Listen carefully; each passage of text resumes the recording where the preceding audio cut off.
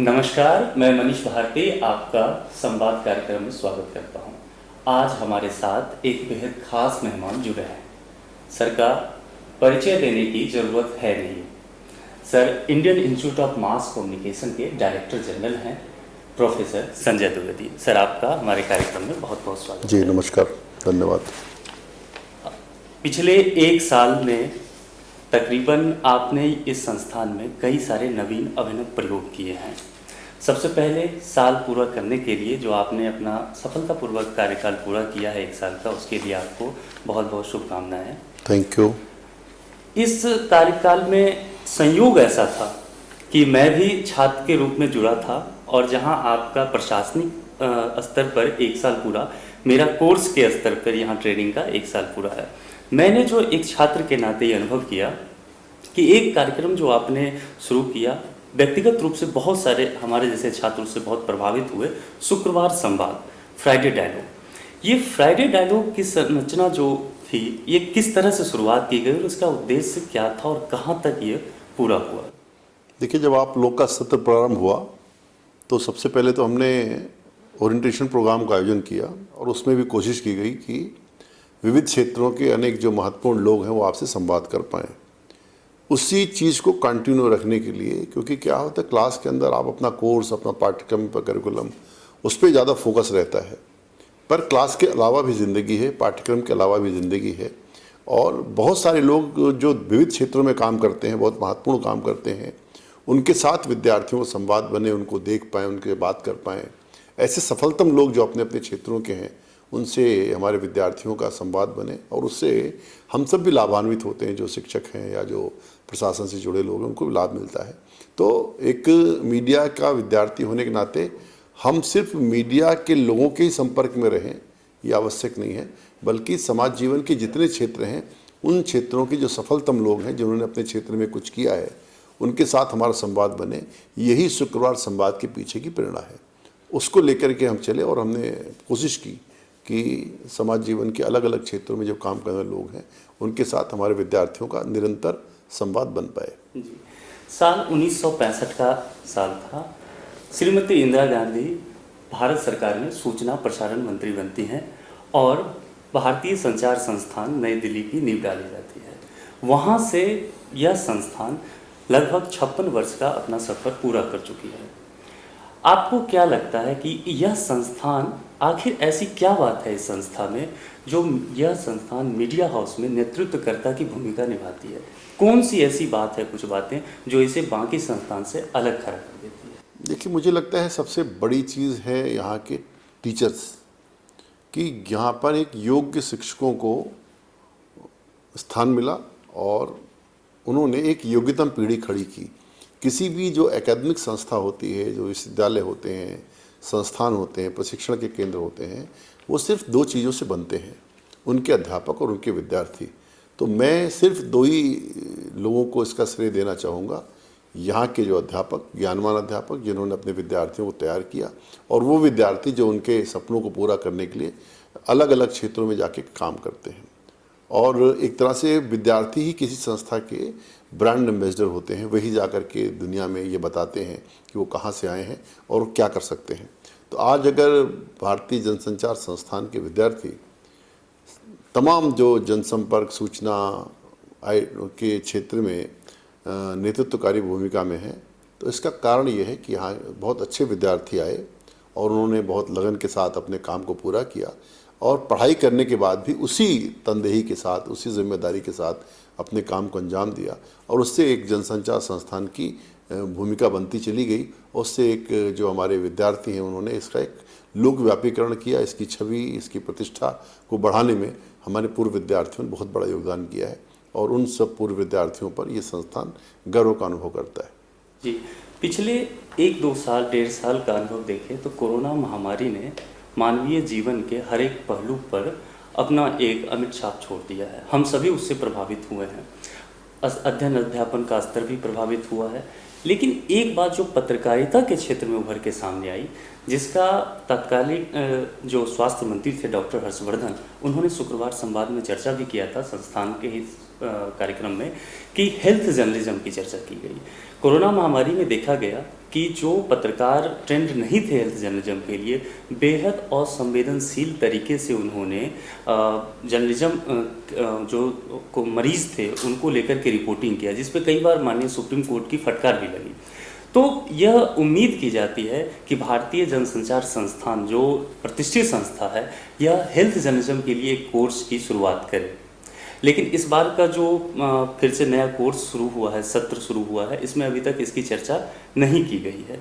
तो आपको क्या लगता है कब तक यह संस्थान इस दिशा में आगे कदम बढ़ा सकती है? देख, हमारी जो योजना ये थी कि संस्था को एक विश्वविद्यालय के रूप में बदलने का एक सारा कार्यक्रम है, और उसमें हेल्थ कम्युनिकेशन करके एक कोर्स ऑलरेडी तैयार रखा हुआ है, और वो जो हमारी समितियां हैं उनसे भी इसको पास कराया गया है। तो आने वाले समय में बहुत शीघ्र, क्योंकि इस साल तो हमने कोई कोर्स लॉन्च इसलिए नहीं किया कि जो सारी पढ़ाई है वो ऑनलाइन माध्यम से चल रही है, और ऑनलाइन माध्यमों में उस प्रकार से सारी चीज़ें हो नहीं पाती। तो मुझे लगता है कि आने वाले समय में जब थोड़े हालात संभलेंगे तो हम नए कोर्स लॉन्च करेंगे, और विश्वविद्यालय बनने की प्रक्रिया आईएमसी की चल रही है। उस प्रक्रिया के पूर्ण होने पर तो वैसे भी हमें हेल्थ कम्युनिकेशन पे एक पूरा का पूरा पाठ्यक्रम चलाने की हमारी योजना है, 2 वर्षों का मास्टर डिग्री का पाठ्यक्रम। पर आप ठीक कह रहे हैं कि इस बीच में एक डिप्लोमा कार्यक्रम भी हम लोग प्रारंभ कर सकते हैं। तो निश्चित रूप से नए सत्र में इसके बारे में हम विचार करेंगे कि हेल्थ कम्युनिकेशन को लेकर के कोई ना कोई पाठ्यक्रम शुरू करें, जिससे हेल्थ कम्युनिकेशन को लेकर जो एक अवेयरनेस है उसको अपनी पत्रकारिता में भी वो अंजाम दिया जा सके और उसको उसके लाभ पाए जा सके। सर, बीते 14 सितंबर को हिंदी दिवस मनाया गया। भारत सरकार के द्वारा हिंदी पखवाड़ा का आयोजन किया जा रहा है, संस्थान भी इसमें बढ़ चढ़ करके हिस्सा ले रही है। लेकिन यहाँ एक प्रश्न उभर के इतने वर्षों में सामने आता है कि हिंदी पत्रकारिता को लंबे समय से एक धब्बा लगा हुआ है कि इसे अनुवाद की पत्रकारिता कहते हैं। आपको क्या लगता है कि डिजिटल दुनिया में बदलते स्वरूप में क्या हिंदी पत्रकारिता इस दाग को धो पाएगी? नहीं, ये कहना ठीक नहीं है कि सिर्फ अनुवाद केंद्रित काम हिंदी पत्रकारिता में होता है। ये आधी अधूरी जानकारी पर केंद्रित वो है। ठीक है, कुछ विदेशों की खबरों को लेकर के हमारे पास कुछ विदेशी एजेंसियों की सेवाएं होंगी, कुछ लेखों के अनुवाद किए जाते होंगे, पर हिंदी पत्रकारिता का मैं मानता हूँ कि 90% काम जो है मौलिक काम होता है, क्योंकि ज़िलों ज़िलों में, गांव-गांव में जो करस्पॉन्डेंट हैं, पत्रकार हैं, वो अपनी कॉपियाँ अंग्रेजी में लिखते हैं। मैं ऐसा नहीं मानता, वो अपनी भाषा में कॉपी लिखते हैं और सारा कामकाज उसका मूल भाषा में होता है। कुछ थोड़े से लेखों के अनुवाद ज़रूर होते हैं जो सिंडिकेट्स के माध्यम से प्राप्त होते हैं। कुछ एजेंसियों की खबरें ज़रूर आती होंगी, विदेशों से जो खबरें आती हैं विदेशी एजेंसियों की, वही होंगी। बाकी ऐसा नहीं है। और अखबार अपनी सुविधा के लिए एजेंसियाँ रखते, जैसे हमारे पास यूएनआई की सर्विस है मानी अंग्रेजी की, तो यूनिवार्ता की सर्विस भी है, पीटीआई की सर्विस भी है उसमें। तो अधिक से अधिक माध्यमों से खबरें ग्रहण करना ये कोई गलत बात नहीं है। जितने ज़्यादा स्थानों से, जितनी ज़्यादा एजेंसियों से हम खबरें ग्रहण करेंगे, मुझे लगता है हमारा अखबार उतना उसका फलक व्यापक होगा, उतनी ज़्यादा चीज़ें हम ले पाएंगे। तो ये कोई मतलब अपराध नहीं है अनुवाद करना। अनुवाद भी अपने आप में एक विधा है, और जो विभिन्न क्षेत्रों में काम हो रहा है, दूसरे देशों के अंदर काम हो रहा है, दूसरी भाषाओं के अंदर काम हो रहा है, उन कामों को अपनी भाषा के लोगों तक ले जाना, अपनी भाषा के लोगों से उससे परिचित कराना, ये तो अच्छी चीज़ है। इसमें बुराई क्या है? तो मुझे अनुवाद पे कोई आपत्ति नहीं है कि अनुवाद हो करके हिंदी में चीज़ें आ रही हैं। आखिर हिंदी का जो पाठक है, जो अंग्रेजी का अखबार नहीं पढ़ सकता या अंग्रेजी माध्यमों की सवारी नहीं कर सकता, वो क्या अंधेरे में रहेगा क्या? उसको कैसे सूचना और संवाद पहुँचेगा? या दुनिया के तमाम देशों के अंदर जो बदलाव हो रहे हैं, तमाम तरह की सूचनाएं आती हैं, वो उस तक कैसे पहुंचेंगी? तो अनुवाद तो एक मूल काम ही है पत्रकारिता की, कि हम जिस भाषा में काम करते हैं उस भाषा के पाठक को विविध भाषाओं में जो कुछ चल रहा है उसके बारे में बताएं। उससे ज्ञान की खिड़कियां खुलती हैं। इसलिए अनुवाद को बहुत उस तरह से देखने की ज़रूरत नहीं है। जी, बहुत सही बात कही आपने। आपने कहा कि कस्बे और क्षेत्रीय पत्रकारिता की बात की। मैं एक मुद्दे पे ध्यान दिलाना चाहूँगा कि जैसे अब पहले ऐसा होता था कि पत्रकारिता के लिए ज्ञान और पत्रकारिता की विधा की बहुत ज़रूरत होती थी। आज के समय में हम जैसे युवाओं को ये फेस करना पड़ रहा है कि पत्रकारिता की कौशल, कंटेंट की समझ और साथ ही डिजिटल तकनीक की समझ होनी चाहिए। तो क्या लगता है आपको कि तकनीक के आ जाने के वजह से क्षेत्रीय पत्रकारिता या भारतीय भाषाओं का किस तरह से विस्तार संभव हो सकता है? देखिए, टेक्नोलॉजी ने एक हमको अवसर दिया है कि हम ज़्यादा से ज़्यादा लोगों तक जुड़ सकते हैं। डिजिटल टेक्नोलॉजी की सबसे बड़ी भूमिका यही रेखांकित की जा रही है कि एक हमारा भूगोल बहुत व्यापक हो गया है। आज हिंदुस्तान से निकलने वाले अखबार दुनिया के ग्लोब पर कहीं भी पढ़े जा सकते हैं, वो ई पेपर के माध्यम से हों, वो इसके बाद जो है वेबसाइट्स के माध्यम से, पोर्टल्स के माध्यम से हों। तो हिंदुस्तान की जो तमाम भारतीय भाषाएं हैं उनको एक अवसर मिला है, क्योंकि जो हिंदी समेत जो समस्त भारतीय भाषाएं हैं उसको पढ़ने, उसका व्यवहार करने वाले, उसमें समझ रखने वाले लोग दुनिया भर में बसते हैं। वो कोई अकेले हिंदुस्तान में नहीं रहते। जैसे बंगाल का आदमी है तो बंगाल के अंदर ही बंगाली नहीं बोली जाती, देश भर में बंगाली समझने पढ़ने वाले लोग हैं। दुनिया के अंदर भी बड़ी संख्या में बंगाल के लोग हैं। ऐसे तमिल है, तेलुगु है, असमिया है, जितनी भी हमारी क्षेत्रीय भाषाएं हैं उनको जानने, पहचानने, पढ़ने वाले लोग दुनिया भर में बसते हैं। टेक्नोलॉजी ने एक उनको शक्ति दी है कि वो अपने माध्यमों से जुड़े रह सकते हैं। वो दुनिया के किसी भी हिस्से में रह के अपनी भाषा से, अपनी संस्कृति से, वहाँ की खबरों से, वहाँ के हो रहे तमाम तरह की बदलावों से परिचित रह सकते हैं। तो मुझे लगता है इससे भाषा की शक्ति बढ़ी है और भारतीय भाषाओं का व्यापकता जो है निश्चित रूप से बढ़ी है। सर, आपने अपने एक हालिया लेख में इस बात की चर्चा की है कि भारत भारतीय भाषाओं के माध्यम से सर्विस कंज्यूमर की जगह सर्विस प्रोड्यूसर बन सकता है। ये कैसे संभव है? आप इस बात को थोड़ा विस्तार से हमें बताएं।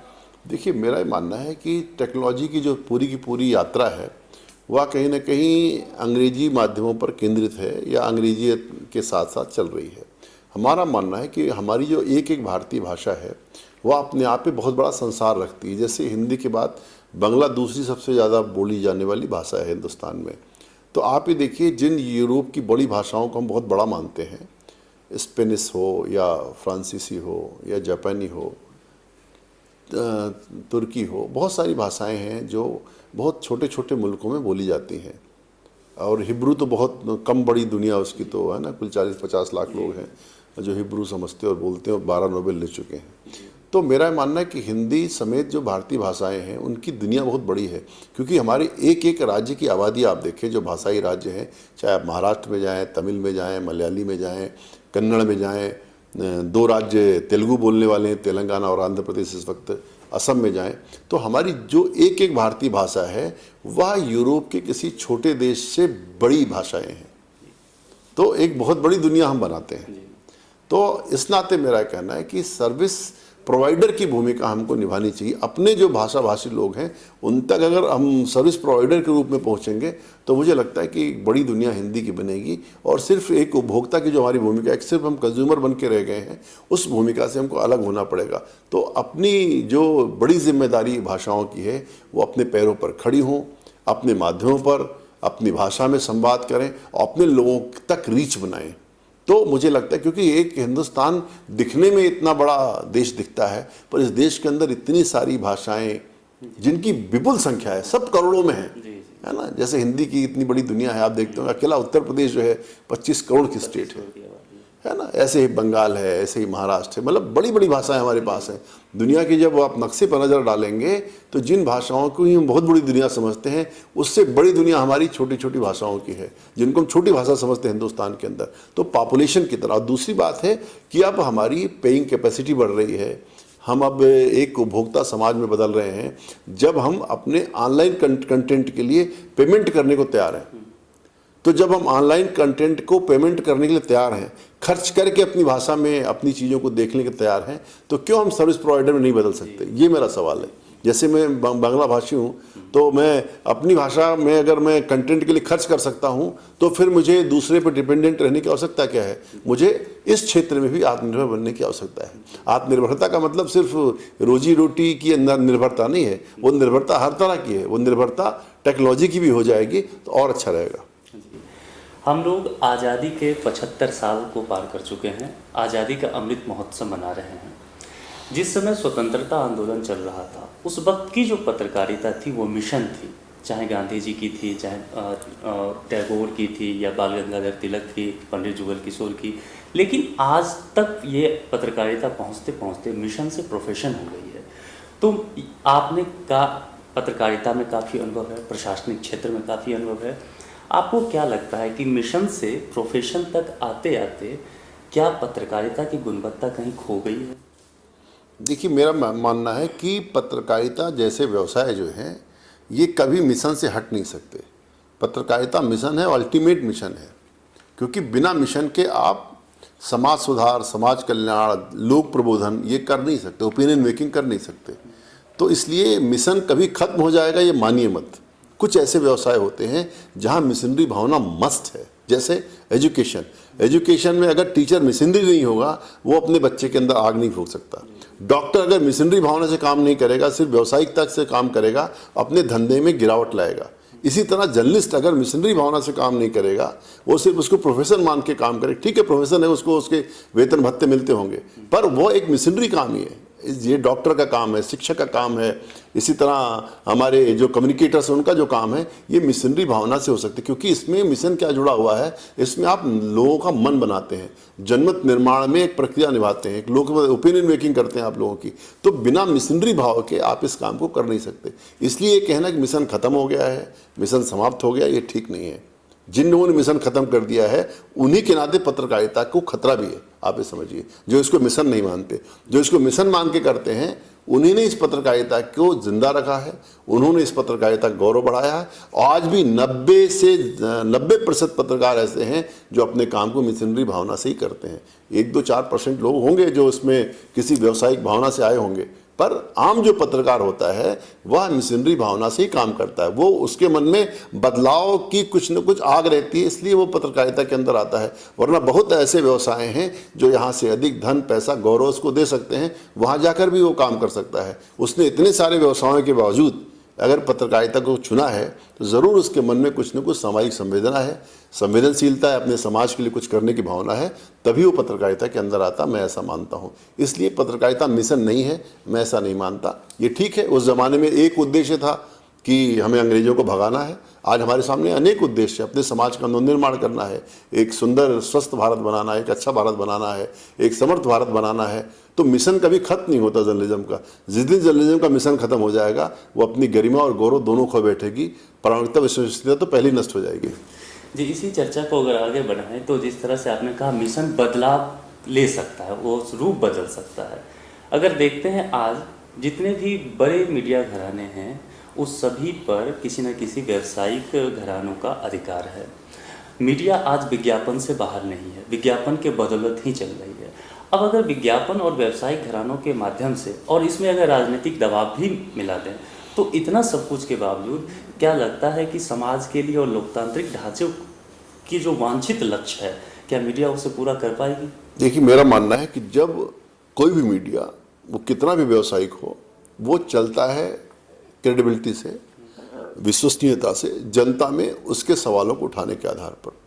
तो कुछ प्रतिशत तो आप मिलावट कर सकते हैं, लेकिन 100% व्यापार करके या पूरी तरह से व्यापारिक दृष्टिकोण रख करके, पूरी तरह से व्यावसायिक दृष्टिकोण रख के पत्रकारिता नहीं की जा सकती। इसका अल्टीमेट गोल है जनता के साथ संवाद बनाना, सरकार जनता के बीच में सेतु बनना और उसको सही खबरें देना।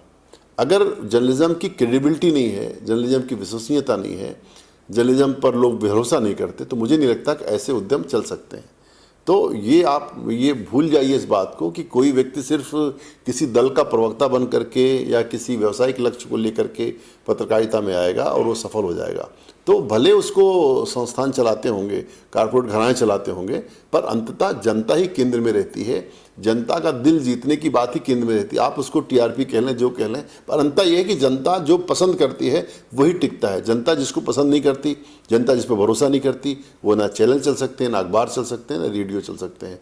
अंततः जनता का भरोसा, जनता का विश्वास, ये ठीक है उसमें कुछ इंटरटेनमेंट का परसेंट ज़्यादा हुआ तो जनता वैसी होगी, जनता इंटरटेनमेंट चाहती होगी।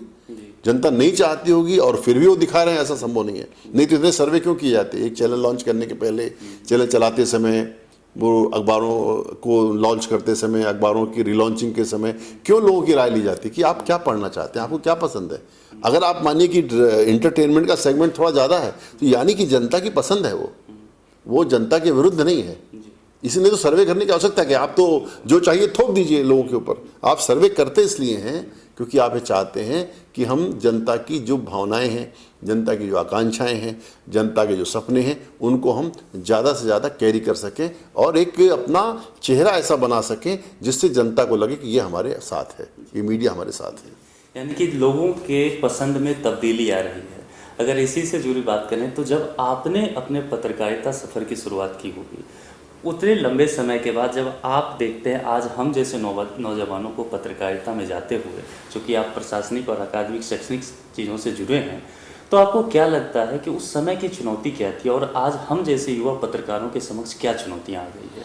देखिए, उस समय जब हम लोग पत्रकारिता में प्रवेश कर रहे थे तो उतना डिजिटल मीडिया नहीं था, उतना सोशल मीडिया भी नहीं था, उतना वेब माध्यमों का उस प्रकार का प्रभाव नहीं था। मतलब प्रिंट मीडिया ही ड्राइविंग सीट पे था, एक तरह समझिए, वही तय करता था और बहुत कम लोग पूरे कम्युनिकेशन की दुनिया को चलाते थे। जैसे रेडियो के अंदर 10 या 20 लोग होते थे कि कल हिंदुस्तान क्या समाचार सुनेगा या शाम को क्या सुनेगा। टीवी के अंदर कुछ लोग बैठ तय कर देते थे हिंदुस्तान को आज क्या देखना है। अखबारों में कुछ 30-40 लोग मिल करके तय कर देते थे आज अखबार का चेहरा क्या होगा, संपादकीय क्या होगा और चीज़ें क्या होंगी। अब डिसीजन कहीं और से हो रहा है। अब सोशल मीडिया के इमर्ज होने के बाद जो है और पूरी इसकी जो एक तरह से कहते हैं जो सामाजिकी है, इसका जो पूरा मनोविज्ञान बदल गया है। अब जो सारे माध्यम हैं, चाहे प्रिंट हो, इलेक्ट्रॉनिक हो, ये सारे माध्यम सोशल मीडिया से गहरे दबाव में हैं। तो एक तो खबरों को रोकना संभव नहीं है, खबरें कहीं ना कहीं से आ जाएंगी किसी न किसी फोरम से। तो मीडिया मैनेज करने वाला सारा शिगुफा जो था वो खत्म हो चुका है कि कहीं ना कहीं से खबर आ जाए, आप रोकेंगे वो किसी दूसरे प्लेटफॉर्म पे आ जाएगी। तो एक ये, दूसरा ये कि जब इतनी सारी खबरें हैं और इतने सारे मतलब माध्यम हमारे पास खबरों के हो गए हैं, तो अपनी प्रासंगिकता को बनाए कैसे रखा जाए। जैसे उसमें अखबार के सामने कोई चैलेंज नहीं था, लेकिन आज अखबार के सामने ये चैलेंज है कि कल जो सुबह आएगा तो क्या लेकर के आएगा, क्योंकि जो कुछ अभी घटित हो रहा है इस वक्त, या सारा कुछ कई बार आपके मोबाइल में प्रकट हो चुका होगा। तो कल सुबह अखबार में आप क्या पढ़ेंगे। यानी अखबारों को एक चैलेंज है, वो अपने आप को अपग्रेड करें, यानी बियॉन्ड द न्यूज़ वो जाएं, थोड़ा खुद को फीचराइज करें, थोड़ा एनालिटिकल अप्रोच की तरफ जाएं, थोड़ा वो ज़्यादा कलरफुल हों, थोड़ा अपने को फीचराइज करें, थोड़ा मैगजीनाइज करें अपने को, थोड़ा मैगजीन जैसा बना लें, है ना। थोड़ा मतलब एक जो इसको कहते हैं कि एडवांस न्यूज़ की तरफ जाएं। मतलब जो इन्फॉर्मेशन थी, अब कल तक ये था कि इन्फॉर्मेशन अपने आप में शक्ति थी, तो सूचना देने वाला बहुत इंपॉर्टेंट था। कल अखबार आएगा तो हम जानेंगे दुनिया में क्या घटा। अब हमें अखबार का इंतजार नहीं, अब अखबार हमें सूचनाएं नहीं देता, अखबार से सूचना ग्रहण भी नहीं करते। तो इसलिए इन माध्यमों के सामने चुनौती ये है कि इस सोशल मीडिया के समय में जब पल प्रतिपल चीज़ें घटित हो रही हैं और वो वायरल हो रही हैं, उस समय में अपने इम्पोर्टेंस को कैसे बचा के रखें। तो उस तरह से अखबारों को, टेलीविज़न चैनल्स को, सबको एक चैलेंज है कि वो किस तरह से अपनी उपयोगिता बना के रखें। तो मुझे लगता है कि कल की तुलना में आज के जर्नलिस्ट के सामने ज़्यादा चैलेंजेज हैं, क्योंकि उसको अपनी उपयोगिता बनाए रखने की चुनौती भी है। क्योंकि आज जो है वो जर्नलिस्ट ठीक है, वो एक जर्नलिस्ट है, पर कम्युनिकेटर तो पूरा समाज बना हुआ है कि वो फोटो खबरें सारी चीज़ें लेके हाजिर है। तो ऐसे समय में उसको अपनी उपयोगिता बनाए रखने के लिए क्या करना है, इसके बारे में सोचने की ज़रूरत है। सोशल मीडिया की आपने चर्चा की, और सोशल मीडिया भारत एक युवाओं का देश है और सोशल मीडिया यहाँ काफ़ी यूज की जाती है, चाहे फेसबुक हो, इंस्टाग्राम हो, ट्विटर हो। तो क्या अब वो वक्त आ गया है कि सोशल मीडिया को मीडिया से एक अलग प्लेटफॉर्म के रूप में देखा जाए और इसे फिफ्थ पिलर ऑफ डेमोक्रेसी कहा जाए? देखिए, सोशल मीडिया है ही अलग, उसको मीडिया मेन स्ट्रीम मीडिया से जोड़ना ठीक भी नहीं है। मेन स्ट्रीम मीडिया है भी नहीं, वो एक अलग मीडिया है और उस पर लोग आते हैं, अपनी बात कहते हैं। वहाँ कोई जर्नलिस्ट भी नहीं है, वहाँ पे जो है कम्युनिकेटर अपनी बात कह रहा है, अपने संचारक हैं, अपनी बात कहते हैं और अपने अंदाज में कहते हैं। ज़रूरी नहीं कि उसका वेरिफिकेशन हो या वो कोई सच बातें ही कह रहे हैं या बहुत अच्छी बातें कह रहे हैं। मिक्स है सारा, कुछ अच्छा भी है, कुछ बुरा भी है, कुछ झगड़े हैं, थोड़ी लड़ाइयाँ हैं, कुछ हेट न्यूज़ भी है, कुछ फेक न्यूज़ भी है, सब तरह की चीज़ें हैं। तो एक अलग तरह का मीडिया है, उसको मेन स्ट्रीम मीडिया से जोड़ना नहीं चाहिए, क्योंकि मेन स्ट्रीम मीडिया एक प्रोसेस के थ्रू जो खबरें निकल के होती है ना, जैसे कोई चीज़ प्रोसेसिंग के बाद निकलती है, उसका है। मेन स्ट्रीम मीडिया में एक प्रोसेस जुड़ा हुआ, उतने प्रोसेस को पूरा करने के बाद न्यूज़ फिर छप करके या निकल करके आती है। सोशल मीडिया में कोई प्रोसेस नहीं है, वो एक आदमी की शौक हो सकती है, एक आदमी की सनक हो सकती है, एक आदमी का मनोरोग हो सकता है, कुछ भी हो सकता है ना, तो उसकी सड़क पे चलने वाला, इसलिए उसको मीडिया कहना भी ठीक नहीं, मैं तो कहता हूँ वो मीडिया भी नहीं है, एक तरह से कम्युनिकेटर्स हैं, अपनी बात कह रहे हैं, उनको अधिकार है क्योंकि फोरम मिला हुआ है, तो अपने अपने तरह से बातें कर रहे हैं। सरकारें भी प्रयास कर रही हैं कि थोड़ा बहुत नियमन हो जाए इसका, पर वो कितना सफल होंगी, क्योंकि जो इस तरह का माध्यम है उसको बहुत आप बांध नहीं सकते। कुछ मुल्कों ने किया है कि हेट न्यूज़ के खिलाफ कड़े कानून बनाए हैं, फेक न्यूज़ के खिलाफ कड़े कानून बनाए हैं। अब वो हम उसको कैसे मैनेज करेंगे उसको देखना है, भारत सरकार कैसे उसको मैनेज करती है, पर वो अपने आप में है, एक तरह से भीड़ ही है, तो भीड़ पर नियंत्रण करने के लिए कोई विधि अभी तक सरकारों के पास है नहीं। ब्रेकिंग न्यूज की अगर बात करें, इलेक्ट्रॉनिक्स मीडिया, डिजिटल प्लेटफॉर्म आ जाने के बाद ब्रेकिंग न्यूज़ का एक अलग सिलसिला चल पड़ा है। मीडिया में खबर को बनाने की चलन पर चल पड़ी है, खबर को फेंकने की चलन पड़ चुकी है। आपको नहीं लगता कि ब्रेकिंग न्यूज़ के इस दौर में वह बात धूमिल हो गई, पत्रकारिता की वो गुणवत्ता, वो क्वालिटी जो पत्रकारिता की थी वह कहीं खो गई है? देखिए, मुझे लगता है जब आप स्पर्धा में होते हैं, बहुत सारे माध्यमों के साथ आप स्पर्धा कर रहे होते हैं और बहुत सारे आप पर दबाव होते हैं, तो आप कुछ नया करने का प्रयास करते हैं। तो ब्रेकिंग न्यूज़ दरअसल उसी की उत्पत्ति है। जब 24 घंटे में अखबार को एक बार प्रकट होना था, जब रेडियो को 4 बार सिर्फ अपने बुलेटिन लेके आने थे, जब दूरदर्शन को अपने 3-4 बुलेटिन से काम चल जाता था, उस दौर की पत्रकारिता की तुलना आप इस समय की पत्रकारिता से नहीं कर सकते, जब हर मिनट इतनी सारी खबरें फ्लोट हो जाती हैं। तो ये दरअसल एक जो दबाव है माध्यमों पर, उसके नाते ब्रेकिंग न्यूज़ तो कुछ होता नहीं, हो सकता वो कहीं और ब्रेक हो चुकी हो, 4 जगह ब्रेक होने के बाद भी 5वीं जगह भी वो ब्रेकिंग न्यूज़ को कहता है। तो ब्रेकिंग न्यूज़ से बहुत घबराने की ज़रूरत नहीं है, एक तरह सा एक नारा है कि वो, जबकि वो ब्रेकिंग जरूरी नहीं कि ब्रेकिंग ही हो, है ना। तो ये बात दूसरी जो आपने बात कही वो दूसरी बात है कि खबरों को बनाने का एक सिलसिला है, न्यूज़ क्रिएट करना। एक तो न्यूज़ होती है, एक न्यूज़ क्रिएट की जाती है, या न्यूज़ की कलरिंग की जाती है, या न्यूज़ को जो है अलग तरीके से पेश किया जाता है। तो वो भी एक तरह का दबाव है कि हम नया या अलग कैसे दिखेंगे, है ना, क्योंकि सूचना का इंपॉर्टेंस खत्म हो गया, सूचनाओं का अब कोई महत्व रहा नहीं। तो सूचना की जो खबर बनने की यात्रा है वो थोड़ी अब कठिन हो गई है। तो अब सूचना बिकती नहीं, क्योंकि सूचना ऑलरेडी वायरल है।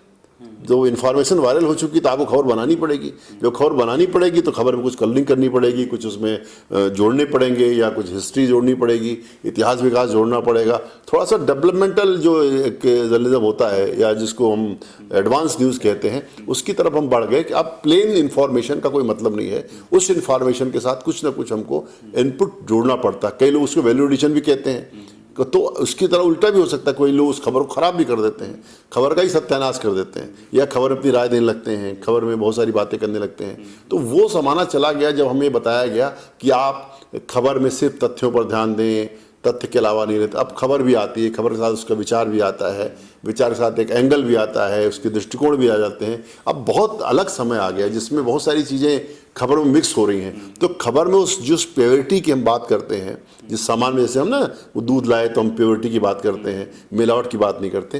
तो मिलावट के बिना खबरें मिलना अब मुश्किल है। तो कुछ ना कुछ इसमें मिला ज़रूर होगा, भले वो वैल्यू एडिशन के नाम पे कुछ अच्छा ही मिलाया गया हो, ऐसा नहीं कह सकते।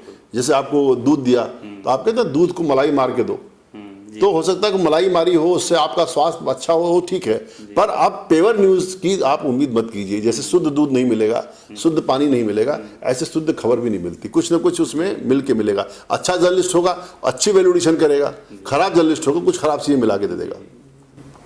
इस मिलावट के दौर में पिछले साल कोरोना काल का जो प्रथम लहर था, उसमें देखा गया कि एक केस हुआ था फिल्म एक्टर सुशांत सिंह राजपूत का केस। उसमें यही मिलावट की जो बात कर रहे हैं, उसमें मीडिया के शैली में मिलावट एक तरह से था। मीडिया ट्रायल की बात बहुत की गई। तो आप क्या मानते हैं कि मीडिया ट्रायल जिस कदर आजकल कई केस में इस तरह से हो रहा है, तो उससे क्या भारतीय न्याय प्रणाली जो है उस पर प्रभाव कितना पड़ता है? मुझे नहीं लगता न्याय प्रणाली पर कोई बहुत उसका प्रभाव पड़ता है, क्योंकि जजेस जो है टेलीविज़न देखकर फैसला करते हैं। मैं ऐसा नहीं मानता कि कोई भी न्यायाधीश है वो टीवी देख कर के इन्फ्लुएंस होता है या टीवी देख के फैसले करता है, क्योंकि टीवी की बहुत सारी पोल जो है खुल चुकी है। तो लोग अब समझ गए हैं कि चीज़ें क्यों हैं और किस लिए हैं, और वो क्यों कही जा रही हैं, क्यों बताई जा रही हैं। तो उसके इरादे कल तक शायद, जब तक लोग बहुत नया टेलीविज़न था तो उतना नहीं समझते थे, पर जैसे उस टीवी की हमें आदत लग गई, अब टीवी को हम देखते हैं तो ऐसा नहीं कि रीडर का नज़रिया नहीं बदलता, रीडर जानता है कि ये बात क्यों कही जा रही है और यह व्यक्ति यह बात क्यों कह रहा है। तो एक अलग सा समय है जिसमें ज़्यादातर जो चेहरे हैं उनकी पोल खुल चुकी है, ठीक है, वो चाहे वो कॉलमिस्ट हों, चाहे वो जर्नलिस्ट हों, या जो पैनलिस्ट बैठते हैं चैनलों के अंदर। क्योंकि कितनी गजब बात है, इतना खतरनाक समय है मनीष, कि जैसे टीवी चैनल चल रहा है और उस टीवी चैनल को आप म्यूट कर दीजिए डिबेट के वक्त, पर मैं बता दूंगा चेहरा देखकर ये व्यक्ति क्या बोल रहे होंगे, इनकी क्या राय है मैं बता सकता हूँ। ऐसे ही किसी की फोटो लगी हुई है, मानो संजय द्विवेदी का लेख छपा हुआ है, तो अद्भुत समय यह है कि आदमी को आर्टिकल पढ़ने के पहले ये था कि आप आर्टिकल को पूरा पढ़ते थे और ये सोच के पढ़ते थे कि आज संजय द्विवेदी ने क्या लिखा होगा। अब समस्या ये है कि आपकी फोटो देख के बताया जा सकता है संजय द्विवेदी ने क्या लिखा होगा। तो मतलब इसके नाते थोड़ा सा एक संकट भी है कि बहुत जर्नलिज्म इस तरह से खुल करके आ जाएगा अपने विचारों को लेकर के, अपनी खासकर अपनी जो उसकी वैचारिक लाइन होती है उसको लेकर के इतना खुल के सामने आ जाएगा, ये मतलब ऐसा दृश्य देखा पहले नहीं गया है। तो थोड़ा कठिन समय, पर मुझे लगता है धीरे धीरे चीज़ें बदल जाएंगी, क्योंकि बहुत ज़्यादा दिनों तक ये चीज़ें चलती नहीं है कि आप जो है अपने वैचारिक या विचारधारात्मक आग्रहों को बहुत आगे रखें और सच्चाई को पीछे छोड़ जाएं। तो मुझे लगता है कि थोड़ा इस पे ध्यान देने की ज़रूरत है। और हमारे समय के बहुत महत्वपूर्ण पत्रकार हुए, जनसत्ता के संपादक थे श्री प्रभास जोशी, वो ये बात कहा करते थे, वो कहते थे कि पत्रकार की पॉलिटिकल लाइन हो कोई प्रॉब्लम नहीं है, पर उसकी पार्टी लाइन नहीं होनी चाहिए। आज लोगों की पॉलिटिकल लाइन नहीं है, आज किसी की कोई विचारधारा नहीं है, पर पार्टी लाइन बहुत जाहिर हो गई है, इससे थोड़ा बचना चाहिए। और मुझे लगता है उससे पत्रकारिता में एक गौरव है वो आएगा। क्योंकि देखिए, कोई भी व्यक्ति जो दुनिया के अंदर आता है उस सबके कुछ न कुछ विचार होते हैं, ये संभव ही नहीं है कि कोई विचारहीन व्यक्ति आ जाए। और खासकर पत्रकारिता, लिटरेचर, ये तो विधाएं ऐसी हैं जहाँ सोचने समझने वाले लोग आते हैं, तो ज़रूर उनकी कोई विचारधारा होगी, ज़रूर वो एक सुंदर दुनिया बनाने का सपना देखते होंगे। उसका रास्ता क्या है, कैसे बनाएंगे, वो उनकी सैद्धांतिक एक विचारधारा से कहीं ना कहीं व्यक्ति का जुड़ाव होता ही है कि हर आदमी एक बेहतर समाज, बेहतर दुनिया बनाना चाहता है।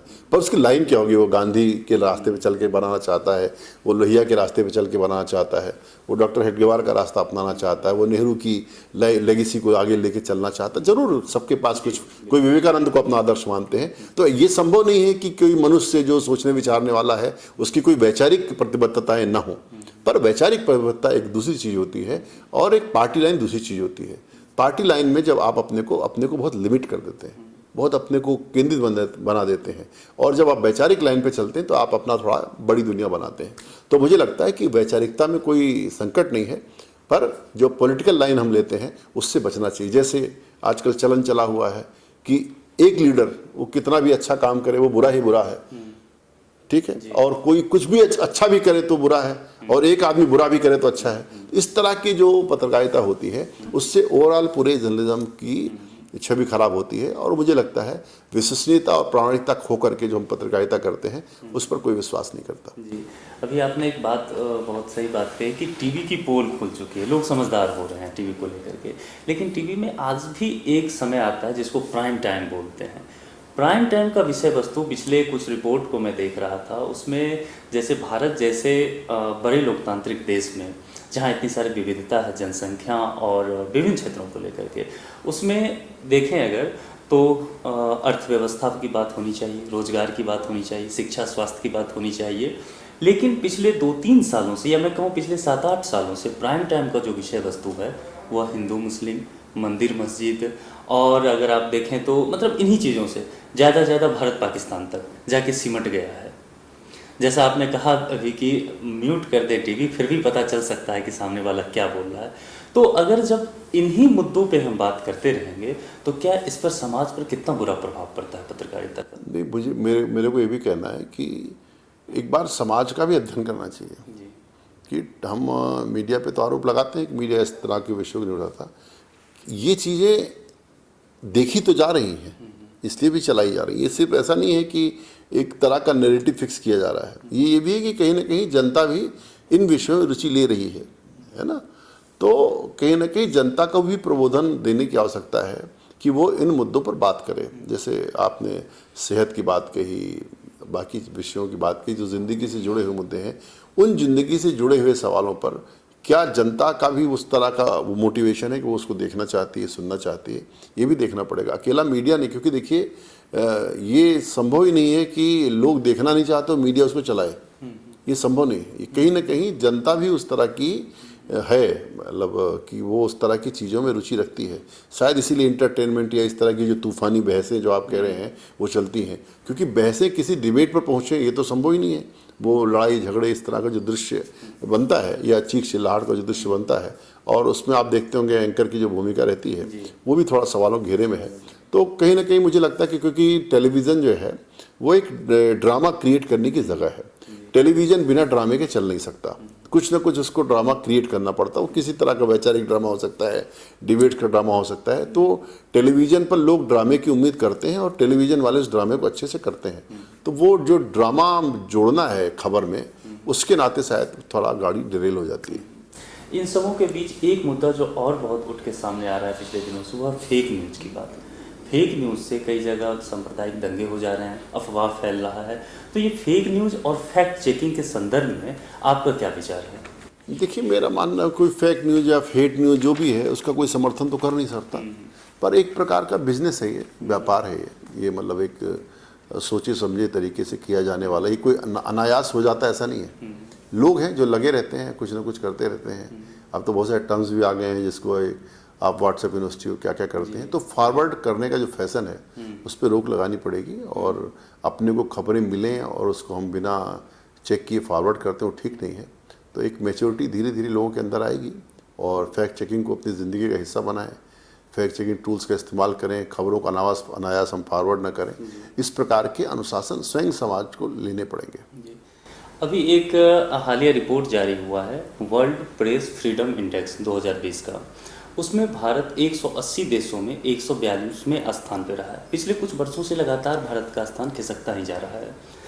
क्या ये माना जाए कि भारतीय संदर्भ में, या तो भारतीय राजनीतिक परिदृश्य को भी देख करके कहें, या समाज की स्थिति को देख करके, या जो भी परिदृश्य हो, इसके पीछे बैकग्राउंड जो भी हो, लेकिन क्या यह हम निष्कर्ष पे पहुँचे कि भारत में अभी जो पत्रकारों की आज़ादी है, प्रेस की स्वतंत्रता है, और जो लोकतांत्रिक ढांचा है उस पर खतरा मंडरा रहा है? मुझे ऐसा लगता है कि ये जो बनाए जाते हैं, किस आधार बनते मुझे नहीं पता, पर मेरा इस प्रकार की जो मतलब क्या कहते हैं सूचीकरण है उस पर मेरा विश्वास नहीं है। मैं नहीं मानता कि हिंदुस्तान में जो है प्रेस को कोई खतरा है, या प्रेस की आज़ादी कोई खतरा है, या प्रेस को थ्रेट करने की कोशिश की जाती है। क्योंकि मैंने देखा अभी कोरोना के समय में कि जो मेजर जो हमारे मीडिया हाउस थे, प्रिंट के भी हाउस थे, उन्होंने यहाँ तक की कवर स्टोरीज की मिसिंग इंडिया गवर्नमेंट, जिस एक story I missing India government, दूसरी भी मैगजीन ने बहुत सारा किया, और टेलीग्राफ नाम का अखबार लगातार हेडिंग्स लगाता रहा है। तो जिस देश में सर्वाधिक मतलब आलोचना प्रतिदिन प्रधानमंत्री की होती है, उस देश में मीडिया गुलाम है, मैं मानता नहीं। जिनको मीडिया की आज़ादी देखनी हो उनको अरब मुल्कों की तरफ जाना चाहिए, अफ़गानिस्तान जाना चाहिए, पाकिस्तान जाना चाहिए। दुनिया के तमाम मुल्क हैं जहाँ पर मीडिया कैसे घुटने के बल खड़ा है उसको देखना चाहिए। उसके बाद हिंदुस्तान के बारे में बात करनी चाहिए। मुझे लगता है कि ये जो आंकड़े हैं इनका कोई मतलब नहीं है। किस आधार बनाए जाते हैं मुझे इनके आधारों के बारे में पता नहीं है, पर इस पर मैं घोर अविश्वास व्यक्त करता हूँ कि इस तरह की हालत इंडिया की नहीं है। और भारत में जितनी सरकारों की आलोचना होती है, सरकारों की जिस तरह से लांछित किया जाता है, वो शायद लोगों ने देखा नहीं। और अभी कोरोना के दूसरे पीरियड में किस एग्रेशन के साथ मीडिया ने सरकारों को कटघरे में खड़ा किया, ये इसको देखने की चीज़ है। पर सरकार की हर चीज़ की आलोचना हो यह आवश्यक नहीं है। सरकार सब कुछ बुरा नहीं करती, कोई भी सरकार सब कुछ अच्छा भी नहीं करती, और जो करते हैं उनसे कुछ गलतियां भी होती हैं, ये मान के चलना चाहिए। तो मुझे कोई तो गुलामी दिखती नहीं है। पिछले दिन आईएमसी ने भी एक रिसर्च कराया था कोरोना को और पश्चिमी मीडिया और भारतीय मीडिया को तुलना करके सरकार के कामकाज को लेकर के, उसके बारे में थोड़ा हमें बताएं। नहीं, उसमें यह है कि देखिए पश्चिमी मीडिया का एक पूर्वाग्रह तो है ही है, वो केवल भारत के लिए नहीं है, वो सारे एशियाई देशों की तरफ है कि वो हमको एक दबा कुचला और सांप सपेरों का देश मानते हैं। हम कुछ अच्छा कर ले जाएं तो उसकी स्वीकृति नहीं है, हमसे कुछ गलतियां हो जाएं तो उसके ग्लैमराइज बहुत करते हैं। जैसे देखा आपने अमेरिका के अंदर भी अभी कोरोना को लेकर क्या हालात थे। एक समय में ऐसा भी था कि वहाँ बहुत सारी लाशें फ्यूनरल के लिए पड़ी हुई थी, फिर भी वो हिंदुस्तान में जो चिताएं जल रही थी उसके चित्र दिखा रहे थे। तो एक कहीं ना कहीं ज़रूर एक बायस है पश्चिम मीडिया का हिंदुस्तान और एशियाई देशों की तरफ देखने का। वो रेसिज्म भी हो सकता है, बायसनेस भी हो सकती है, या अपने समतुल्य न मानने की भावना भी हो सकती है, या एक बढ़ते हुए मुल्क को मतलब लांछित करने की प्रयास भी हो सकती है। मैं नहीं जानता क्या कारण होगा इसके पीछे, पर मुझे लगता है कि वो हमें अपने बराबर नहीं मानते, ये तो बात तय ही है। वो हमको थोड़ा सा कम मनुष्य मानते हैं, इतना तो है ही। जी, अब आते हैं हम इस चर्चा के बाद वापस कोर्स को लेकर के, जो यहाँ कोर्स चल रहा है, यहाँ के छात्रों को जो अब नए सेशन शुरू होने वाले हैं उनको बड़ा पसंद आएगा ये सेगमेंट हमारा, उससे जुड़ी चीज़ें। पिछला 2 साल अगर पिछला सत्र देखें तो कोरोना महामारी के कारण जो है ऑनलाइन सत्र चलाना पड़ा। संस्थान के सामने या तो एक था, या तो वो 0 सेशन कर ले या फिर कुछ व्यवस्था करे ताकि पठन पाठन की क्रिया चलती रही। तो पिछला पूरा सत्र तो ऑनलाइन चला गया। इस सत्र में क्या व्यवस्था है? क्या ऑनलाइन ही रहेगा या इसको क्या हाइब्रिड मोड में ओपन किया जाएगा? संस्थान क्या विचार कर रही है? अभी तो ये है कि पहला सेमेस्टर तो अभी हमने अपने प्रॉस्पेक्टस में घोषित ही किया है कि पहला सेमेस्टर में ऑनलाइन ही करेंगे। इसके बाद स्थितियों को देखते हुए, खासकर दिवाली के बाद क्या स्थितियाँ बनती हैं उसको देखते हुए ज़रूर हम विचार करेंगे, और दूसरा सेमेस्टर जो है उसको ऑफलाइन करने का। कोई भी नहीं चाहता कि बंद कैंपस रहे और परिसर बंद रहे। तो जो सरकार के दिशा निर्देश होंगे उसके अनुसार निश्चित रूप से विद्यार्थियों के हित में ही निर्णय लेंगे। विद्यार्थियों से बात करेंगे, उनके गार्जियन से बात करेंगे, जो बेस्ट हो पाएगा उनके लिए करेंगे। पत्रकारिता की जो पढ़ाई है वो प्रैक्टिकल पढ़ाई है। इससे पहले संस्थान में जो यहाँ एंट्रेंस एग्ज़ाम होता रहा है वह रिटेन एग्जामिनेशन रहा है। रिटेन होता रहा है, फिर इंटरव्यू होकर के फिर सिलेक्शन यहाँ होता रहा है। लेकिन पिछले 2 सालों से ऐसा देखा गया है कि वह ऑब्जेक्टिव बेस्ड हो गया है। तो ऐसा पाया गया है कि वो लोग जो पत्रकारिता के विधा से जुड़े हुए हैं, जैसे जिन्होंने ग्रेजुएशन जर्नलिज्म में किया, वो स्टूडेंट कम आकर के 1 डे एग्जाम की प्रिपरेशन करने वाले जो छात्र हैं वो अधिक जर्नलिज्म में आ रहे हैं और आईएमसी जैसे उच्च संस्थान में पहुँच जा रहे हैं। तो क्या जब ये व्यवस्था सही हो जाएगा तब भी एनटीए ही एग्ज़ाम इसका लेते रहेगी आईएमसी का अगले, या फिर से वही रिटेन और इंटरव्यू का दौर चलेगा? नहीं, मैं इसको थोड़ा दूसरी दृष्टि से देखता हूँ। मैं ये मानता हूँ कि ये BA-MC या BA मास कम्युनिकेशन या BA की कोई डिग्री जर्नलिज्म में लेके करके आने वालों के लिए संस्था नहीं है। पहली बात तो आप इस समझिए कि ये सिर्फ BA मास कम्युनिकेशन जो करके आया है वही PG डिप्लोमा कर सकता है मास कम्युनिकेशन का, ऐसा नहीं लिखा है। या सब प्रकार का बैचलर का कोर्स, वो चाहे बीटेक किया हो, BMS किया हो, जो भी किया हो, किसी विधा से वो बैचलर डिग्री करके आता है, उस विद्यार्थी के लिए ये संस्थान है। तो अगर सिर्फ पत्रकारिता या उसके डिग्रियां लेकर के आने वाले विद्यार्थियों की व्यवस्था यहाँ होती तो बात अलग थी, क्योंकि इसमें हर स्ट्रीम का विद्यार्थी आ सकता हो सकता है उसको जर्नलिज्म का शून्य कुछ भी पता नहीं हो, बिल्कुल वो BMS करके आ रहा है, MBBS करके आ रहा है, वो बीटेक करके आ रहा है किसी क्षेत्र में, उस बच्चे के साथ क्या होगा आप बताइए। तो ये एक तरह से सब प्रकार के जो ग्रेजुएट्स हैं उनको लेते हैं, उसमें जो बेस्ट चुन के आते हैं उनको ट्रेंड करने की बात है। ये कहीं नहीं लिखा हुआ है, क्योंकि अब एक तरह से एक अलग तरह के जर्नलिज्म का समय आ रहा है जिसमें स्पेशलाइज जर्नलिज्म की बात कही जा रही है। अब वो जर्नलिज्म चला गया कि सभी लोग जो है एक समान स्तर पे रहते थे, BA करके आते थे और कोई काम नहीं मिलता था जर्नलिस्ट हो जाते थे, वो वाला समय चला गया। अब स्पेशलाइज जर्नलिज्म की बात हो रही है। अब ट्रेड जर्नलिज्म विकसित हो रहा है जिसमें टेक्नोलॉजी पर काम करने वाला, ऑटो पर मैगजीन निकलती है, आज मोबाइल की मैगजीन है, आज कारपोरेट्स पे मैगजीन है, आज हेल्थ पे मैगजीन है, आज अलग अलग सेगमेंट पर मैगजीन्स हैं। हमारा काम एक अच्छा जर्नलिस्ट तैयार करना, वो सिर्फ अखबारों के लिए नहीं तैयार करना, हमको हर विधा के, हो सकता है अभियांत्रिकी विज्ञान के विषयों पर लिखने वाले भी अच्छे विद्यार्थी कहाँ से हमें मिलेंगे? तभी मिलेंगे जब विविध क्षेत्रों से लोग आएंगे, उनकी तैयारी होगी, फिर वो अपने चुनिंदा विषयों, क्योंकि हमारा काम सिर्फ उनको एक तरह से जर्नलिज्म के आर्ट और क्राफ्ट से परिचित कराना है। हम एक साल में बहुत कुछ तो कराते नहीं, उनकी ट्रेनिंग करा देते हैं कि इसके आर्ट ऑफ क्राफ्ट को आप सीख जाइए। बाकी उनकी जो विधा होगी, उनकी मानो अभियांत्रिकी विधा है, उनकी इंजीनियरिंग विधा, इंजीनियरिंग पे लिखेंगे, कोई ऑटोमोबाइल सेक्टर का आदमी उस पर लिखेगा, है ना। कोई मास कम्युनिकेशन में व्यक्ति अलग अलग विषय, कोई महिलाओं के मुद्दे पर करके आया कोर्स, कोई वो अपना करेगा, तो अपने विषय को लेकर के वो आगे बढ़ेंगे। तो मुझे लगता है एक विशेषज्ञता का जो जर्नलिज्म जिसका इंतजार भी है, जिसमें अब मांगा भी जा रहा लोगों को। आपने देखा होगा जो हमारे बहुत सारे इकोनॉमी के अखबार छपते हैं, उसमें बिजनेस स्कूल के पढ़े हुए बच्चों को रखा जा रहा है। क्यों रखा जा रहा है? क्योंकि जर्नलिज्म के जो हमारी जर्नलिज्म का बच्चा है उसकी योग्यता ही नहीं है, वो कर ही नहीं सकता। वो सिर्फ वो रूटीन खबरें कवर करना जानता है कि जले कटे छड़े मरे और ये हुआ घटना, मतलब घटना प्रधान जो कवरेज होती है उसको लेके हमारी जनरेशन तैयार है। पर जब स्पेसिफिक जर्नलिज्म की बात आती है, चलो शेयर पे काम करना है, चलो कम्युनिटी मार्केट पे लिखना है, तो हमारे लोग नहीं है, तो 20 स्कूल का बच्चा आके वहाँ कब्जा कर लेता है। तो वहाँ पे जो संघर्ष आपको करना पड़ता है वो यहाँ से अगर बच्चा तैयार होकर, विविध विधाओं के बच्चे यहाँ तैयार होकर जाए। मानो आप हेल्थ कम्युनिकेशन की बात कर रहे हो, पर हेल्थ कम्युनिकेशन में मानो वो कोई MBBS लड़का हमारा कोर्स करके जाए, कोई BMS का लड़का हमारा कोर्स करके जाए, या आयुर्वेद का कोर्स करके कोई हमारा बच्चा जाए, तो वो नेचुरोपैथी पे जो काम कर सकता है वो मेन स्ट्रीम का बच्चा नहीं कर सकता, क्योंकि उसको कम से कम शरीर की समझ है, शरीर विज्ञान की समझ है। अब जर्नलिज्म भी समझ जाएगा तो उसका कम्युनिकेशन ज़्यादा पावरफुल होगा। तो ऐसे कम्युनिकेटर्स तैयार करने की मुझे लगता है ज़रूरत है। तो मुझे लगता है ये सिर्फ जर्नलिज्म की पढ़ाई करके आए बच्चों को डिग्री देने के बजाय विविध विधाओं से जो विद्यार्थी आते हैं वो आके काम करते हैं, तो एक जर्नलिज्म की दुनिया थोड़ी समृद्ध होगी, जर्नलिज्म में अच्छे लोग आएंगे।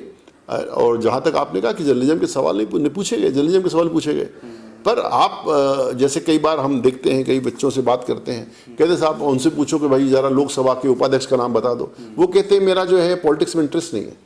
आपको पॉलिटिक्स में इंटरेस्ट नहीं है तो जर्नलिज्म में आप क्या करने यार? ये जर्नलिज्म का सवाल नहीं है, ये जनरल नॉलेज का सवाल है कि हर नागरिक को पता होना कि हमारी लोकसभा का उपाध्यक्ष कौन है, हमारे राज्यसभा का उपसभापति कौन है, हमारे उपराष्ट्रपति का नाम क्या है। तो वो जो एक लैक ऑफ नॉलेज है, लैक ऑफ इंफॉर्मेशन है, बेसिक इंफॉर्मेशन ही अगर आपको नहीं पता है, आप कहते पॉलिटी पर सवाल पूछा जा रहा है। अरे भाई पॉलिटी दुनिया ऊपर से आएगी, पॉलिटी यही तो हो रही है। अगर आपसे पूछ लिया जा रहा है कि भाई कितने मेंबर ऑफ पार्लियामेंट हैं हमारे उच्च सदन में या निम्न सदन में, तो आपको क्या क्या प्रॉब्लम है इस सवाल से? तो मूल बात यह है कि अपने अज्ञान को छिपाए रखने के लिए हम इस प्रकार की बातें करते हैं। तो इसलिए अच्छा सेगमेंट आए, अच्छे लोग चुन के आए और हर क्षेत्र से आए। ये क्यों कि भाई हम सिर्फ जर्नलिज्म के बच्चों को जर्नलिस्ट बनाएंगे, और वो ऑलरेडी जर्नलिस्ट बन चुका है। आपने BA मास कम्युनिकेशन कर लिया, आप तो जर्नलिस्ट हो गए, अब आप क्यों डिग्री खराब कर रहे हो अपनी? आप जाके कहीं से MA करो और जाके नई डिग्री लेकर के अपना काम करो। तो ये एक प्राइम इंस्टीट्यूट होने के नाते इसकी परीक्षा का एक स्टैंडर्ड होना चाहिए, पहले भी था अभी भी है, और समय के साथ इसमें बदलाव होते रहेंगे। अब क्योंकि स्पेसिफिक जर्नलिज्म की बात हो रही है, अब क्योंकि विशेषज्ञता रखने वाले जर्नलिस्टों की बात हो रही है, इसलिए इस प्रकार का मॉडल अपनाया गया है। मुझे लगता है ये मॉडल सक्सेस भी रहेगा। संस्थान में उर्दू जर्नलिज्म की भी पढ़ाई कराई जाती है, तकरीबन 18-19 सीट यहाँ है उर्दू जर्नलिज्म को। पिछले सत्र में भी देखा गया कि केवल 11 बच्चों ने नामांकन लिया था, इस बार अभी नामांकन होना बाकी है। दूसरे कोर्स में भी ये देखा गया है कि कुछ सीटें छूट जाती है, कुछ बच्चे नामांकन नहीं लेते हैं, वो खाली चला जाता है। आप क्या कारण मानते हैं? क्या संस्थान का फ़ी अधिक होना? कुछ लोगों का, एक तबके का कहना है कि संस्थान का फ़ी जितना होना चाहिए उससे अचानक बहुत बढ़ गया है फ़ी, इस वजह से बहुत बच्चे नहीं, जो गरीब तबके के हैं, नहीं आ पाते हैं, या कोई और कारण देखते हैं आप? नहीं, मेरा मान जो उर्दू का जो आपने बात की वो तो एक बड़ा स्पेसिफिक मामला है कि उर्दू में सीटें, जो रिजर्व सीटें हैं वो नहीं भर पाती, है ना। उसमें SC/ST की सीट है, OBC की सीट है और दलित विद्यार्थियों की सीट है, तो वो कई बार नहीं भर पाती, उसके नाते वो सीटें खाली रह जाती हैं। पर मेरा ये मानना है कि हम भारतीय भाषाओं को साथ लेके चलना चाहते हैं, भारतीय भाषाओं में काम करना चाहते हैं, भारतीय भाषाओं की पत्रकारिता को प्रमोट भी करना चाहते हैं, उनको, उनके योगदान को रेखांकित करना चाहते हैं। तो कम एडमिशन होने के नाते हम उर्दू का कोर्स बंद कर दें, मैं इस बात से सहमत नहीं हूँ। मेरा मानना है कि अगर ठीक है रिजर्व कैटेगरी में उस विषय के बच्चे नहीं मिल रहे हैं, पर जो 12 बच्चे पढ़ना चाह रहे हैं उनको पढ़ने से वंचित नहीं करना चाहिए। अगर 10 भी बच्चे आ रहे हैं, 12 भी आ रहे हैं, तो उसमें क्या कर सकते हैं? वो जो सीटें खाली हैं वो सिर्फ रिजर्व सीटें खाली हैं, बाकी कोई सीट खाली नहीं उर्दू की। अभी आपने कहा कि भारतीय भाषाओं के उत्थान के लिए काम करना, तो हिंदी पत्रकारिता जो संस्थान का एक बहुत ही उम्दा कोर्स है यहाँ का, एक से एक जर्नलिस्ट यहाँ से हिंदी पत्रकारिता से निकल के गए हैं।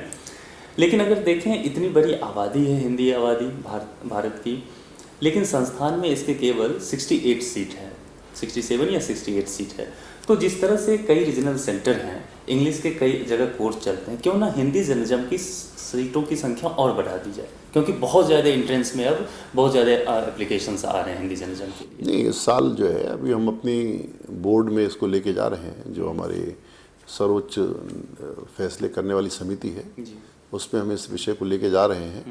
और जम्मू और अमरावती दोनों, क्योंकि हिंदी से प्रभावित क्षेत्र है, जम्मू तो हिंदी क्षेत्र है ही पूरी तरह से, और अमरावती में भी क्योंकि विदर्भ का इलाका, वहाँ भी हिंदी पत्रकारिता का काफ़ी भविष्य उज्ज्वल है। तो जम्मू और अमरावती के केंद्रों पर अग्रवल से प्रयास हमारा ये है, अगर हमें स्वीकृति मिल गई हमारे अधिकारियों की और हमारी बोर्ड की, तो निश्चित रूप से 2 केंद्रों पर तो हिंदी का कोर्स हम प्रारंभ करने जा रहे हैं। सर, पिछला सत्र जो ये इसमें मेरा व्यक्तिगत हित भी जुड़ा हुआ है इस प्रश्न में। जो पिछला सत्र गुजरा था, तो चूंकि ऑनलाइन कार्यक्रम चल गया, तो हम लोग बहुत ज़्यादा संस्थान के जो ये वातावरण है, यहाँ की जो हरियाली है, इस संस्थान का जो एक अच्छा सा माहौल है, उसको एंजॉय नहीं कर पाए। लेकिन हमसे पिछले लोग जो थे, हमारे सीनियर, उनका दीक्षांत समारोह नहीं हुआ था। कोरोना काल निश्चित तौर पे उसके लिए एक कारण था, उसका व्यवधान था। लेकिन इस सत्र के छात्रों की ये उम्मीद है कि चूंकि हमारा पूरा सत्र ही ऑनलाइन चला गया है, तो कम से कम हमारा दीक्षांत समारोह जो है वो उसका आयोजन जरूर कराया जाए। अगर संस्थान चाहे, चूँकि कई तरह के संस्थान में कार्यक्रम होते रहे हैं, तो एक सीमित संख्या में छात्रों को बुला करके अगर चाहे संस्थान कोर्स वाइज भी, तो दीक्षांत समारोह कराया जा सकता है। इसमें आपकी क्या विचार है? नहीं, मैं किसी तरह से विद्यार्थियों की जो वो इच्छा है उसके खिलाफ नहीं हूँ। मैं तो चाहता हूँ कि बिल्कुल लोग आएँ और कम से कम उनका एक बार संवाद हो हम सबका आपस में। तो आपने सुझाव दिया है, जरूर इस पर हम ध्यान देंगे कि स्थितियाँ कैसी बनती हैं, जरूर करेंगे। एक आखिरी प्रश्न बस, चूँकि ये प्रश्न जुड़ा है उन लोगों से जो आईएमसी में, चूँकि आईएमसी शोध का संस्थान है, सिर्फ ये पढ़ाई की जगह नहीं है, शोध यहाँ होता है। तो डीम्ड यूनिवर्सिटी को लेकर के बात की जा रही थी कि आईएमसी बहुत समय से कि डीम्ड यूनिवर्सिटी बनेगी, कितना प्रोग्रेस हुआ है इस पर, कहाँ तक काम पहुँचा है? देखिए, अभी तो जो पूरा साल रहा, मतलब बल्कि 1.5 साल से आप लीजिए कि कोरोना के नाते जो जहाँ था वहीं पे है, कुछ भी प्रगति किसी भी काम में नहीं हुई है। इसमें कहीं कोई दो राय नहीं, कहने में संकोच भी नहीं। जो नहीं किया उसके बारे में बता ही देना चाहिए। पर आने वाले समय में हालात, स्थितियाँ सामान्य हो रही हैं। जो आवश्यकताएं हैं डीम्ड यूनिवर्सिटी की, देखिए कोई सी संस्था का दर्जा बढ़ाने के लिए कुछ बेसिक्स चीज़ें पूरी करनी पड़ेंगी। शासकीय संस्थान होने नाते हमें भी उसकी छूट नहीं, हमें वो चीज़ें करनी पड़ेंगी। न्यूनतम अध्यापकों की भर्ती करनी पड़ेगी, बाकी संसाधन जुटाने पड़ेंगे, कुछ बिल्डिंग शायद बनानी पड़ेंगी। तो जो उसकी अधोसंरचना के लिए जो ज़रूरतें हैं उसको पूरा करने के बाद ज़रूर हम उस दिशा में आगे बढ़ेंगे। सर, आपने अपने व्यस्त कार्यक्रम में से हमारे लिए इतना समय निकाला और जितने भी प्रश्न थे उसका बड़े ही, हमेशा की तरह बड़े ही बेबाक अंदाज में आपने जवाब दिया। आपका बहुत बहुत शुक्रिया। थैंक यू, बहुत बहुत धन्यवाद आपके सभी दर्शकों को। नमस्कार।